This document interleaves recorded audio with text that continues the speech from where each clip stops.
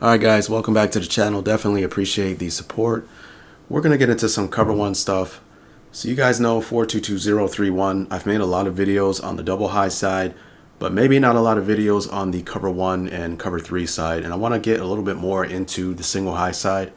I made a video on cover one, and one of the things that a lot of people may have misconstrued is in cover one, you want to play to your help in any defense, obviously. And I used to believe that everybody in the defense played with outside leverage because your help would be the three receiver hook, the robber, or the deep zone. Okay? But after listening to one of Nick Saban's seminars, I found out that I was incorrect, and he gave a very good explanation to it. Now, rest assured, this video is not a clone of that video. So don't think, okay, I already watched that video, I don't need to watch this.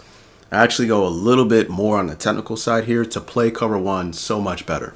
Okay, and I've been doing it over the past week and a half, and obviously over time I will be able to fine tune it to a better degree. But I want to throw this on your table. So again, this is something you can throw into the toolbox, especially you single high guys. Okay, now obviously in the previous video that I made about cover one man, maybe I will leave a link, okay, because I don't want to go into in-depth explanation about that to elongate this video. But basically, there are imaginary divider lines that Nick Saban puts on the field, okay, and how you play in regards to your leverage depends on where the receiver is relative to the divider line. Okay, so everyone may think that, okay, because we have deep middle safety and three receiver hook inside, then players like these two corners would play with outside leverage, but that is not correct. Okay, because it's just too much space for the three receiver hook and the deep middle safety to cover to help you out on inside breaking routes. Okay, these guys can run slants and skinny posts all day, and the quarterback can make that throw in the window before any help can come your way. Okay, it is actually, again, it's relative to the divider lines that we have here. If you are outside of the divider line, then you play with inside leverage. And the reason why you do that is because the sideline is more of a help to you than a deep middle safety. Okay, so you're looking to deny inside breaking routes as these two defenders because your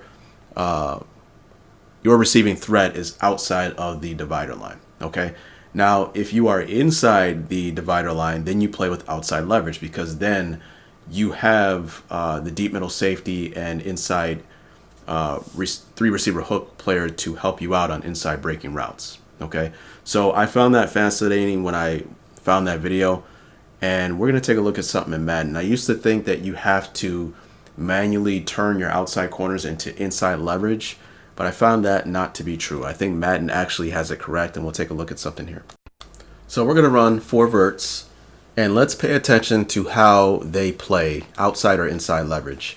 And we'll see in the video, we'll take a look at this corner here. You are outside the divider, so he should play with inside leverage, and he does. You are inside the divider, so you should play with outside leverage, and he does. Okay? And the same reigns true for our our defenders on the right side of the field as well. Okay, so, from what I've seen, Madden actually has it correct. So that's a beautiful thing. We don't have to manually shift our outside corners to inside leverage as opposed to outside leverage. But I want to take a look at something here. There's one more thing that we need to pay attention to.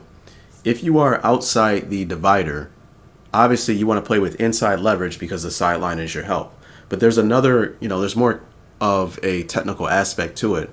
You want to play with to the top shoulder of the receiver.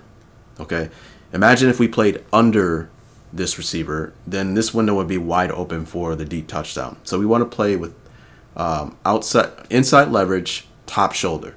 But the same does not reign true for defenders inside the divider line, and that's what's most important. That's what this video is all about. Okay.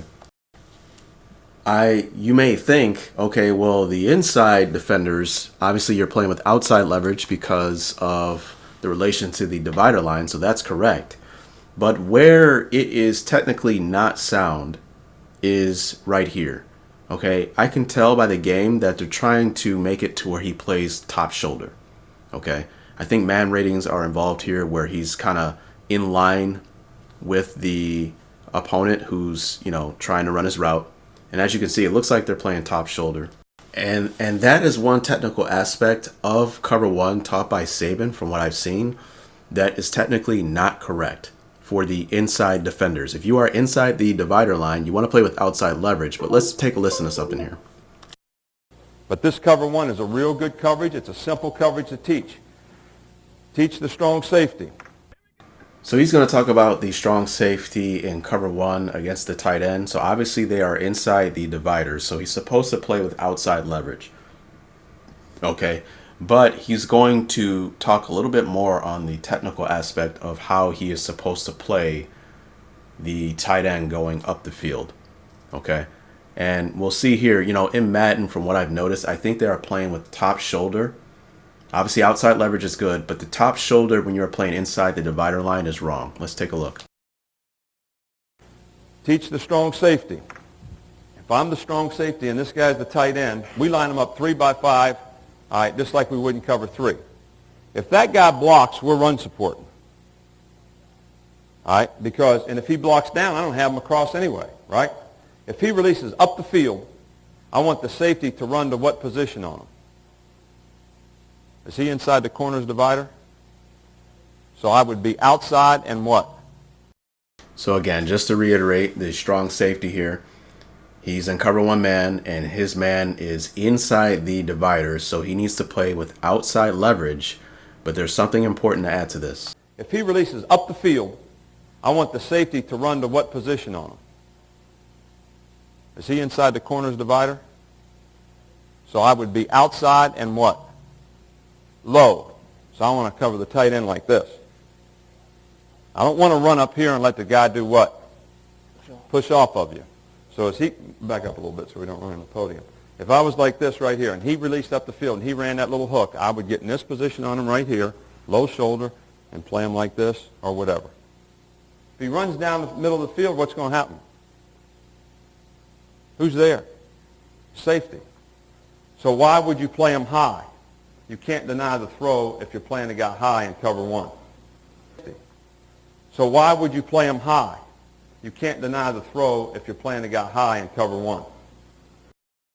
So yes, playing with outside leverage here, because you're inside the divider, is correct. Okay, however, we are playing top shoulder, really, in Madden, from what I've seen. Okay, I think he's even because of ratings. Maybe they are indicating that you are getting beat. But the fact of the matter is, we don't want our inside defenders to play top shoulder. We want them to play low shoulder. And we do this by going here. Look what happens when we play cover one and we use the underneath adjustment. Okay, watch the inside lead defenders. Now, obviously, we see a problem on the outside, but just pay attention to the inside defenders. They're playing outside leverage, but now he's playing better technique with he's not playing top shoulder, he's playing low shoulder. And I think man ratings apply to this. He'll be a lot more stickier to that outside hip in regards to ratings and randomness in regards to the routes being ran and etc. And the problem with Madden though is when you run this, when you run the underneath adjustment, it does it for the entire secondary. Okay, and as we see on the outside, our defenders are playing low shoulder across the board. And you don't want the outside defenders to play low shoulder. You want them to play you want them to play top shoulder inside leverage. So you may say, okay, well, we can't run this, right? Well, that is correct. So, you know, why am I showing you this? Well, why don't we take a look at something really quickly, okay? We'll play cover one, and I won't play it like that against a 2x2 set, but what if we get a formation like gun tight? Okay, think about it, right? The entire formation is encased in the numbers, so everyone is going to play with outside leverage. At least that's how you would want them to play, right? But I'm going to make it to where we all play that underneath coverage to where we are playing outside underneath hip.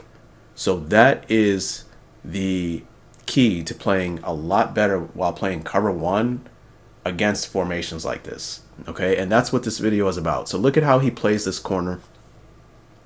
Look how he plays outside shoulder.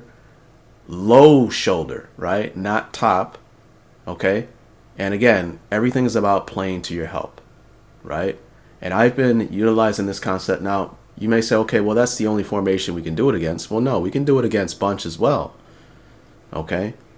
But you may think, okay, well, that X receiver may be outside. Well, if that X receiver is further outside, that's where you can kind of user the outside corner on that side, right? Now, in a formation like this, I don't think you necessarily have to because he's kind of inside the divider. But I'm just giving you an example where you're not just kind of limited to just inside the numbers where the entire formation has to be inside the numbers. What if 3 of the defenders is inside the numbers and 1 of them is outside? Then you could just use the corner on the outside while playing underneath coverage and cover 1. And obviously you're going to play with top shoulder inside leverage and the rest of the defense will play so much better, right? So we'll take a look at some examples. I've been utilizing this over the past maybe week and a half, and I've been in love with the results. And here you will see the benefits of playing low shoulder as a defender when they are inside the numbers, right? You're playing to your help, okay? So, I'll replay it a couple of times. Let's pay attention to the actual defender on the outside. And I think man ratings played a part in this. Maybe my corner was a lot better, but he actually ran the route for the guy. He's not playing too conservative and over the top as you would in regular cover 1 man top shoulder type deal. Okay, so that could have been an interception. We'll move on to another one. So you may ask, well, who do you use against a formation like this? I like to use the deep middle safety. Okay, and in a position like this, I'll read the wide side and I'm looking for a post, a seam, etc. And as we see here, look at how we are playing outside leverage, low shoulder. Is he inside the corner's divider? So I would be outside and what? So in order to make that throw, the quarterback would have to make the perfect outside ball. It would have to be on the dime, drop in the basket. Okay? So, this is where you could kind of add in a lot of different cover 1 defenses. How about defenses that bring a safety down and we start incorporating 5-man pressures while playing cover 1 man? We don't need a robber, where we can kind of try to create pressures while playing this particular coverage. Okay? So, this is just another way to add to your toolbox, but you want to be, you don't want to just play cover 1. You want to be most effective while playing it, right? So this is where I user the corner on the outside because I have to play with top shoulder as opposed to the rest of the defense playing with underneath low shoulder. And I was able to kind of funnel him to the inside safety for an interception. We'll show some more plays. And you can do a lot of different things with this. So he goes gun split close. The entire formation is kind of inside the divider, so I can do a number of different things. I think I played the deep middle safety. And, you can have rules as a deep middle safety. And look at how, again, I mean, it's such a good little curveball to play in cover 1. Look how he plays underneath, low shoulder, outside. He's able to kind of undercut the ball there by knocking it out of there. Okay, so yes, there are rules for the deep middle safety where you're reading the number 2s to eliminate the potential of them running seams or post patterns. But then once you notice that they're not running those routes, then your rules kind of shift to something else. But I'll leave that up to you guys. I think you should start incorporating this against formations like this and maybe see how it works out. And the benefit of this is when you play this, I would incorporate this with cover 2 invert and cover 3 sky, where you kind of mix and match different things where everything kind of looks the same, but you're not running the same thing. Okay, usually playing cover 1 man against formations like this, it's like suicide. But with this adjustment, they play so much better. Now, obviously, there are weaknesses to this. You can get burned. It's going to take some getting used to. Okay, but I definitely encourage you to try it out. This is something I think, as I've been playing it for the last week and a half, I've noticed, I've gotten nothing but better while doing it. Okay, and you notice little things that you may have problems with. Also, you want to have corners that can actually hold up in man. Okay, if you have a scrub at corner, don't get mad when you run it and you have issues. Look at how we have a cover 1 blitz and we're able to get pressure. So this is things you can kind of work on In the practice field, you try to lab up cover one blitzes, and now this is just another weapon in the toolbox to utilize against a lot of different formations. Okay, so this is the last clip I'll show, and then I'll leave it. B is a cover one hold defense that I started throwing in, right? And because he's on the right hash, I started to just kind of hinge over to the left side of the field, knowing that my right side would be in good position, as you see there. Okay, so I will leave it there. Imagine on that route, that corner route on that side, can you imagine if the corner was playing outside leverage but top shoulder? Okay, the quarterback could easily just flatten the ball for the receiver, right? It's just so much more advantageous of the corner to play, again, outside leverage but low shoulder. And I really do think that you have to throw the perfect ball inside and over the top with the right amount of touch that is away from the safety. And that's a harder throw to make as opposed to throwing a corner route on a corner who's playing with outside leverage but top shoulder, right? Because they could just easily flatten down on the route. At least that's my opinion. So I hope that this adds a little bit of flair to your cover one defense. I hope that you got something from this video, and hey, I hope you keep coming back for more, man. Peace.